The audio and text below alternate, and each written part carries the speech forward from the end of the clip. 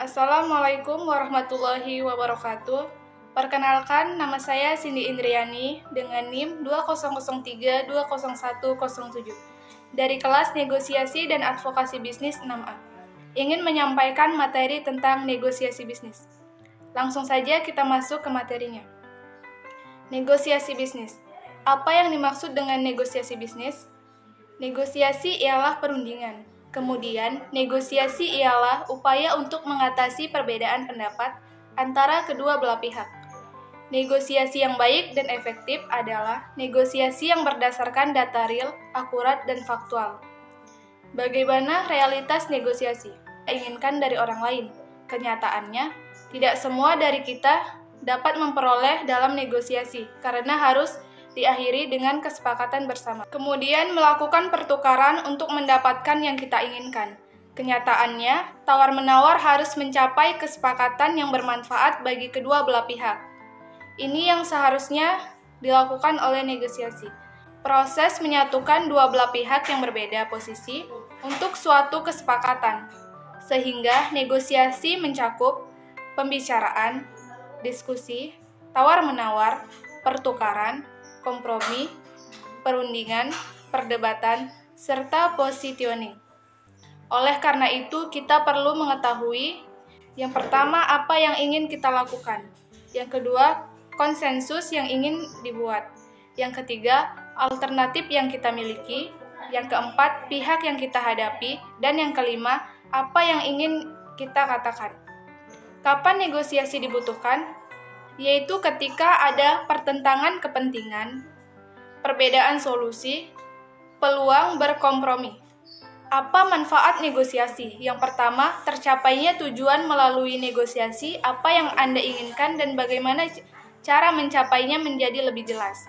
Kedua, memiliki otoritas lebih besar melalui negosiasi, Anda merasa memegang kendali karena harus mengambil inisiatif dan meraih kesepakatan terbaik bukan sebagai penonton.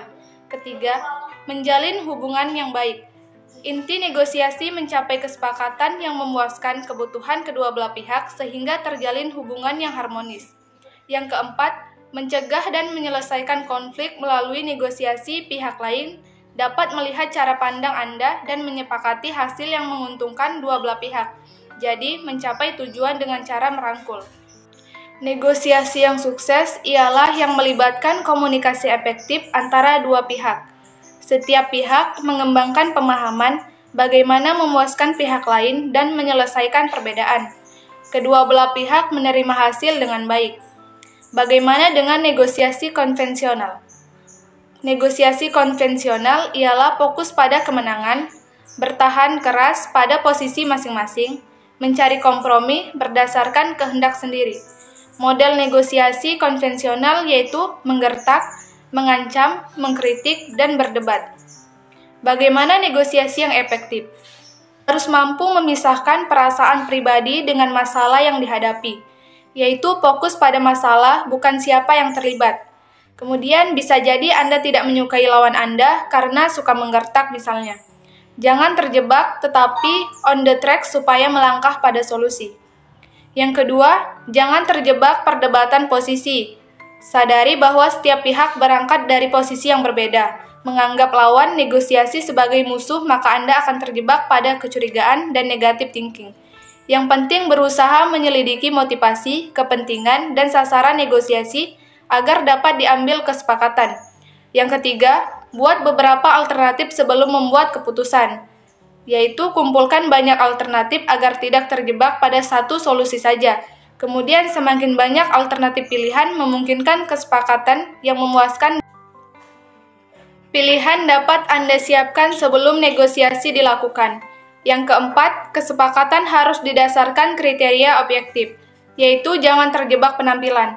Orang karismatik terdengar sangat meyakinkan selama negosiasi, namun menghasilkan kesepakatan yang tidak seimbang. Gunakan kriteria objektif yang diterima semua pihak. Lakukan cost and benefit analisis terhadap alternatif yang ada. Profil negosiator: 1. Konektor, 2. Network, 3. Produser, 4. Analisis. Yang pertama, konektor. Berpenampilan tenang dan penuh perhatian, menjaga hubungan baik dan bahasa tubuh jelas, santun, minta dianggap orang penting, tidak suka dipotong pembicaraannya, merasa ditekan. Ciri yang paling mudah dikenali adalah biasanya memiliki ruangan atau kantor dengan dekorasi yang rapi. Terdapat foto keluarga, ada beberapa tanaman indoor dalam ruangannya. Tips bernegosiasi dengan konektor, yaitu Anda harus terbuka, jujur, dan mengawali dengan pembicaraan kecil. Jangan langsung to the point. Pahami kondisinya dulu, jangan langsung melakukan negosiasi. Yang kedua, networker, yaitu pembawaannya senang, heboh, dan ramai. Kurangi memperhatikan sesuatu secara detail, sikapnya bersahabat dan menyenangkan, mungkin hampir 70% dalam bernegosiasinya, fokusnya obrolan ringan. Bahkan terkadang melompat ke bagian topik di luar yang dinegosiasikan. Tergantung perasaannya terhadap Anda. Semakin Anda disukai, semakin fleksibel dalam bernegosiasi. Tips bernegosiasi dengan networker, yaitu jelaskan apa manfaat negosiasi yang dilakukan untuk dirinya dan perusahaannya, maka Anda akan mudah untuk memperoleh kesepakatan.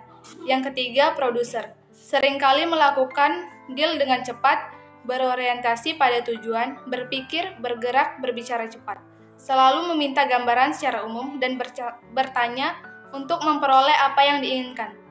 Tipe paling sulit dalam bernegosiasi karena mengutamakan deal dahulu, masalah relasi urusan kedua. Tipe bernegosiasi dengan produser.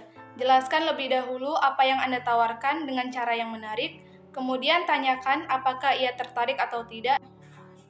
Yang keempat, ada analyzer, yaitu menyukai keakuratan data dan kerincian, tidak suka menyatakan pernyataan yang berputar-putar. Jangan berharap keputusan yang cepat ketika berhadapan dengan tipe ini. Tidak suka mengakhiri negosiasi dengan cepat. Menyukai menunda keputusan dan akan memberi jawaban melalui email, surat resmi, atau by phone. Tips bernegosiasi dengan analyzer. Siapkan dukungan data secara lengkap. Elemen-elemen sukses untuk bernegosiasi. 1. Waktu persiapan yang memadai, sasaran yang jelas, memahami pokok permasalahan, strategi atau rencana negosiasi yang jelas, taktik negosiasi yang tepat, sikap saling menghormati, informasi lawan negosiasi, komunikasi yang efektif. Pertama, pikirkanlah sesuatu yang mungkin, yaitu buat asumsi dan dukung dengan data. Jelaskan asumsi tersebut, buatlah alasan yang jelas, jelaskan konteks dan berikan contoh. Motivasi orang lain untuk menerima pandangan Anda. Siap menerima perbaikan dan dengarkanlah dan tetaplah terbuka. Langkah kedua, ketahuilah pikiran pihak lain, yaitu gunakan bahasa yang tidak agresif, terjemahkan alasan orang lain, dan tanyakan contohnya. Cek apakah Anda memahami yang Anda dengar. Dengarkan dan tetaplah terbuka. Terjebak pada satu pilihan, memiliki mental win-loss, berpikir jangka pendek sehingga menghancurkan hubungan yang seharusnya terjalin dalam jangka panjang. Terlalu banyak menekan pihak lain, menerima opini atau perasaan sebagai fakta, posisi dianggap segalanya. Percaya semakin besar otoritas akan memberi lebih banyak kekuatan. Banyak bicara, sedikit mendengarkan. Terlalu tergesa-gesa. Mungkin hanya itu yang bisa saya jelaskan.